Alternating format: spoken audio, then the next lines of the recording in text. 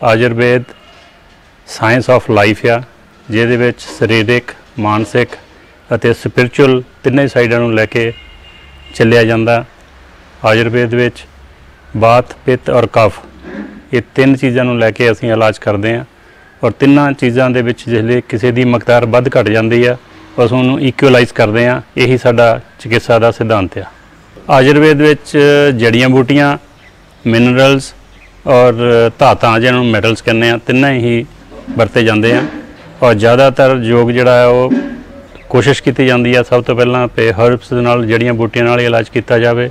जिसले बहुत पुराने केसेस होंदे आ उहदे विच फिर असीं मैटल्स और मिनरल्स नाल यूज़ करते हैं। आयुर्वेदिक दवाइयां दे ना तो कोई साइड इफेक्ट है ना इन्हां दे कोई आफ्टर इफेक्ट्स है। आयुर्वेद दे विच दवाइयां दी औषधि उपचार दे नाल ही पथ परहेज़ बहुत जरूरी है। वैसटर्न वर्ड्स दे विचों अजकल साडे कोल बालां दे झड़न बारे बहुत सारे मरीज़ साडे नाल कॉन्टैक्ट विच रहिंदे आ और असीं उहनां नूं बार-बार एडवाइस करते हैं कि शैंपू और जिहड़े उत्थे दे सोप साबण आ इन्हां तों बचिया जाए। जिद्दां पुराने टाइम दे विच दही दे नाल नहाया जांदा सी, लोकी साडे कोल आके कहंदे भी दही चों बहुत समैल आउंदी आ। असीं उहनां नूं एडवाइस करते हैं कि दही दे विच थोड़ा निंबू दा रस मिला के ਉਹਦੇ ਨਾਲ ਆਪਣੇ बाल ਧੋਵੋ। एक तो बाल झड़न तो बचोगे, दूसरा जी डेंड्रफ ਹੁੰਦੀ ਆ कैमिकल्स ਦੇ ਨਾਲ ਤੁਸੀਂ ਉਹ ਤੋਂ बचा अपना कर सकते हो और बालों की जी लॉन्गेविटी और बालों का जोड़ा कालापन आ नैचुरल वे ਦੇ ਵਿੱਚ ਉਹ ਤੁਸੀਂ प्राप्त कर सकते हो। दूसरा ਸਾਡੇ ਕੋਲ जिगर ਦੀਆਂ ਬਿਮਾਰੀਆਂ ਜਿਵੇਂ कि ਉੱਥੇ ਲੋਕਾਂ ने खान पान बहुत गलत कर लिया, अपने ज़्यादा कोक ते ज़्यादा ड्रिंक ਦੇ ਉੱਤੇ ਚੱਲ ਪਏ।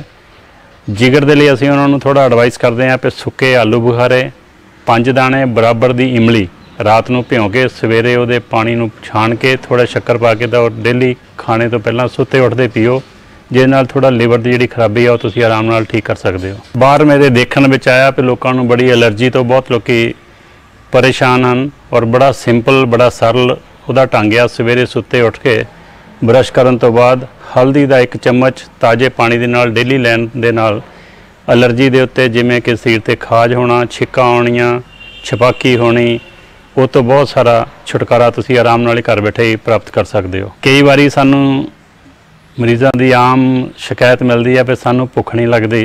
पहला तो अपने खाने पीने नूं थोड़ा नियम च कर लैण। दूसरा सवेरे सुत्ते उठ के ताज़ा अदरक साफ़ करके थोड़ा बरीक बरीक छिलके करके थोड़ा जिहा नमक उहदे उत्ते पा के सवेरे खाली पेट ताज़े पानी दे नाल लैण, उहदे नाल उहनां दी भुख भी खुल्लूगी और उहनां दा पेट का जिहड़ा अफारापन आ पेट का भारीपन आ वो भी उत्तों दूर कर सकते हैं। साडे कोल हर तरह की बीमारी के पुराने तो पुराने मरीज़ आउंदे आ और जिन्हां दा इलाज असीं दवाइयां जिहड़ियां दिंदे आ खुद आप तैयार करके फिर उहनां नूं दिंदे आ। अब 80% असीं परमात्मा सानूं सक्सैसफुल रेट दे दिंदा, रोगी शफा होके आराम नाल ठीक होके जांदे आ। असी बाहर विदेशों में बहुत दवाई भेजते हैं और मरीज़ साडे नाल फोन पर कॉन्टैक्ट कर लेंदे आ या पर्सनली भी आके आ जाते हैं इलाज कराउण दे लई और दवाई असीं उन्हां नूं बाई मेल भेजते रहंदे हैं। मैं इस परंपरा दे विच अपने पिता दी साइड वालों 5वीं पीढ़ी च आया और अपने माता दी साइड तो 7वीं पीढ़ी विच आया और कोशिश मेरी पूरी हो गई कि मेरा बेटा भी इसी परंपरा में आ जाए, क्योंकि जो विद्या मेरे पिछे पूर्वजां तो मैनूं मिल रही है थोड़ा वो इजाफा करके मैं अपने बच्चे नूं पास ऑन कर दियाँ। बाकी परमात्मा की मर्जी है।